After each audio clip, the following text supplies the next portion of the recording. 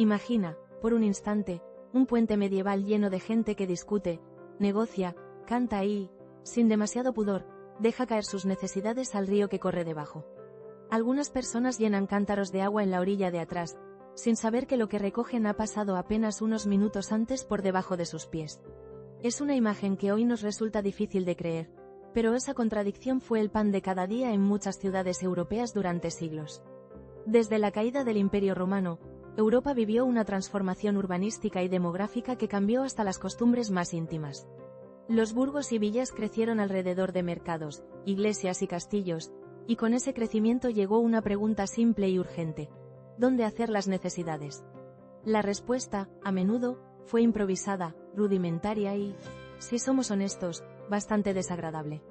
La protagonista de esta historia es la letrina, esa palabra que suena fría pero que encierra escenas muy humanas. No hablamos de muebles higiénicos elegantes ni de conductos soterrados, sino de cubículos sencillos, hoyos excavados y recipientes que se colocaban fuera de las viviendas o en espacios públicos. Muchas veces, la letrina no tenía conexión con ningún sistema de evacuación.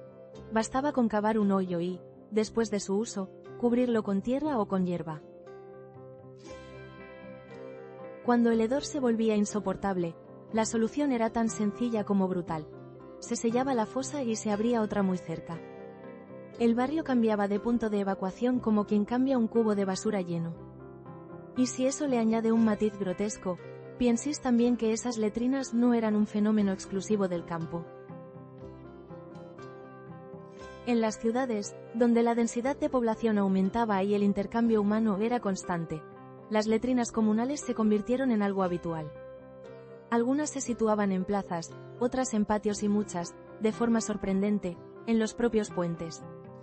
La lógica era práctica. Si los residuos caían al agua, se pensaba que el río se llevaría el problema corriente abajo. Lo que no se previó fue que ese mismo río era la fuente de agua para quien vivía unas decenas de metros más abajo. Londres, por ejemplo, ya en el siglo XV tenía varias letrinas públicas a orillas del Támesis. No era una peculiaridad local, muchas urbes europeas replicaron ese patrón. Puentes que servían de mercado, de atajo y también de eliminación de desechos, con la gente caminando y los animales mezclados en la misma infraestructura. El resultado fue una contaminación difusa y persistente. Los residuos humanos acumulados en letrinas improvisadas y en riberas crearon focos constantes para enfermedades. Disentería, lombrices intestinales y, en épocas más tardías, cólera, golpeaban a la población con frecuencia. La relación entre el agua sucia y las epidemias no era aún bien comprendida por todos, pero los efectos se veían demasiado claros como para ignorarlos. La arqueología moderna ha confirmado lo que la historia sugería. En sedimentos antiguos se han encontrado restos de parásitos y huevos fosilizados que prueban una carga parasitaria enorme en aquellos poblados. Esos hallazgos son como huellas microscópicas que cuentan una historia de salud pública deteriorada y sufrimiento cotidiano. Los archiveros y cronistas también dejaron pistas, reclamos por malos olores, quejas por aguas turbias y miedos que, hoy, entenderíamos como justificados. Pero además del riesgo biológico existía un peligro más silencioso y traicionero: los gases. La descomposición de materia orgánica libera dióxido de carbono, metano y pequeñas cantidades de monóxido de carbono, mezclas que pueden provocar mareos, pérdida de conciencia y, en casos extremos, la muerte. Los encargados de vaciar o limpiar estas fosas trabajaban en condiciones precarias y peligrosas, y por ello se aconsejaba hacerlo en equipo y nunca descender en solitario. Es una advertencia que suena moderna, pero sus raíces son puramente prácticas y antiguas. La vida cotidiana se adaptó a ese escenario. Mucha gente toleró olores y riesgos que ahora nos repugnan, porque no había alternativas eficaces. Los nobles y los habitantes de castillos también vivieron con sus propias soluciones. Pozos negros fuera de los muros, balcones que volaban sobre fosas y, en algunos lugares, sistemas de conducción directa a zanjas. Pero ninguno de esos arreglos igualaba la sofisticación del sistema romano perdido con la caída del imperio. Recordemos que los romanos habían construido acueductos, alcantarillas y baños públicos con un nivel de infraestructura impresionante. Sus letrinas públicas estaban conectadas a canales de agua corriente que facilitaban la limpieza y el arrastre de residuos. Sin embargo, incluso esas soluciones no eran perfectas. Las letrinas romanas eran compartidas y usaban esponjas públicas para limpiarse, un elemento que favorecía la transmisión de bacterias y parásitos. Cuando ese modelo se desarticuló, los pueblos medievales perdieron no solo materiales, sino técnicas y conocimientos que tardaron siglos en recuperarse. A finales de la Edad Media empezaron a aparecer las primeras respuestas administrativas. Algunas autoridades locales dictaron ordenanzas para mantener limpias las calles y requirieron la construcción y mantenimiento de letrinas reguladas. Londres es otra vez un buen ejemplo. Se invirtieron recursos para reglamentar las letrinas públicas y controlar la acumulación de desperdicios. Pero esas medidas fueron, en muchos casos, parches sobre una realidad que crecía más rápido que las soluciones. Curiosamente, y de forma paradójica, lo que en principio debía mejorar la sanidad a veces la empeoraba. Cuando las letrinas comunales se ubicaban en ríos o en fosas abiertas sin tratamiento, terminaban contaminando las fuentes de agua que abastecían a la población. Es decir, las mismas iniciativas que buscaban ordenar la evacuación acababan reciclando el riesgo y multiplicando la posibilidad de brotes epidémicos. La solución técnica sin comprensión sanitaria completa era una medicina a medias. También hay un componente social y cultural en esta historia. Las prácticas higiénicas varían según costumbres, creencias religiosas y la disponibilidad de recursos. En muchos pueblos, limpiar era una responsabilidad colectiva.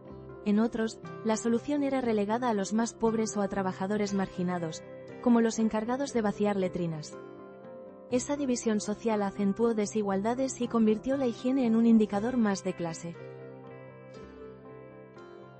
La imaginería popular de la época, los dichos y las representaciones artísticas también reflejan esa realidad. Hay crónicas que describen mercados atestados de humo y olor, y pinturas que muestran escenas callejeras en las que la suciedad forma parte del paisaje urbano. Esas fuentes nos permiten entender que la aceptación de lo hediondo fue, en cierto modo, una adaptación cultural a la falta de alternativas. Con la llegada de nuevas técnicas, epidemias y avances científicos, la percepción sobre la higiene empezó a cambiar. En los siglos posteriores, cuando se comprendieron mejor las relaciones entre agua, desinfección y salud, se diseñaron sistemas más complejos de alcantarillado y abastecimiento. Pero el tránsito desde las letrinas improvisadas hasta las redes modernas llevó tiempo y exigió crisis que obligaron a reaccionar. Hoy, cuando paseamos por una ciudad con tuberías invisibles y agua corriente segura, es fácil olvidar los pasos intermedios y las escenas incómodas que relatamos. Es fácil olvidar que muchas soluciones que hoy nos parecen básicas tuvieron orígenes improvisados, e incluso vomitivos, y que la salud pública es un logro colectivo que se ha ido construyendo, a veces con errores. En definitiva, la letrina medieval es un espejo de una época que vivía entre la creatividad práctica y la precariedad sanitaria. Fue una respuesta directa a una necesidad primaria, pero sus consecuencias se extendieron mucho más allá de la mera incomodidad olfativa. Enfermedades, desigualdades, riesgos laborales y un legado arqueológico que nos permite hoy reconstruir la vida cotidiana. Todo eso está envuelto en esa palabra tan sencilla. Y si volvemos por un momento a aquella imagen del puente, quizá la lección sea doble. Por un lado, la capacidad humana para improvisar ante la urgencia. Y por otro, la importancia de pensar en soluciones que no trasladen el problema a otros.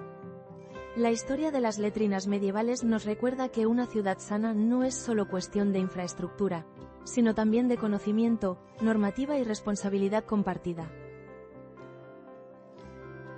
Gracias a la investigación arqueológica, a las crónicas y a la mirada crítica de historiadores y científicos, podemos hoy relatar esta historia con detalle y con la distancia necesaria para sorprendernos. Y sin embargo, la sorpresa no está solo en lo grotesco, sino en cómo esas prácticas modelaron la vida cotidiana y la salud de millones de personas a lo largo de generaciones. Así que la próxima vez que cruces un puente o admires una tubería que corre bajo tus pies, recuerda que detrás hay siglos de intentos, errores y aprendizajes. Lo insólito de la Edad Media no es solo que se viviera con olores y riesgos, sino que, pese a todo, la sociedad siguiera adelante, inventando y adaptando soluciones que, paso a paso, nos llevaron a lo que hoy damos por sentado.